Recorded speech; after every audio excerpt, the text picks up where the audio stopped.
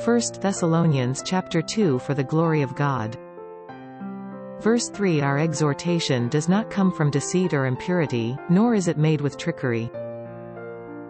Verse 4 But as we have been approved by God to be entrusted with the gospel, we speak not to please men, but God, who tests our hearts. Paul showed the model of a gospel preacher. He preached the gospel with Silas in Philippi and suffered imprisonment, hardship, and humiliation. Despite such suffering, they did not complain or grumble but sang praises and prayed. Acts 16:16-40, and continued to preach the gospel in Thessalonica. Paul did not preach the gospel for his own benefit. He gained no advantage through preaching the gospel and did not want to cause any harm to those who listened. Therefore, he did not flatter or please people with his words, nor did he try to show himself off to others. He humbly and kindly preached the gospel in silence, out of love, for the glory of God alone.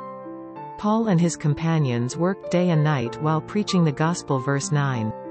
What kind of situation were they in? Just a few days earlier, they had been severely beaten in Philippi and imprisoned. They walked for several days to reach Thessalonica, exhausted and weary. They might have been in a ragged state, but they still worked day and night to preach the gospel. They were not ashamed of their appearance because the gospel they preached was not based on deceit, impurity, or trickery, but entrusted to them by God. Moreover, preaching the gospel was not for their own glory but for the glory of God. Paul treated the Thessalonian believers like his own children. He cared for them as a nurse cares for a baby. He showed boundless kindness and love when comforting and caring for them, and when admonishing them, he was strict and stern like a parent. We live in a world where hired preachers dominate and temptations abound with all sorts of sweet talk.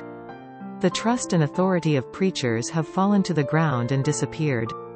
When preaching the gospel for the glory of God, preachers had trust and authority. The trust and authority of a preacher come from God. When a servant works diligently for the master, he receives recognition. But what happens when a servant works for himself? Will he not be beaten and driven away? Lord, let us follow the example of Paul and his companions and preach the gospel for your glory.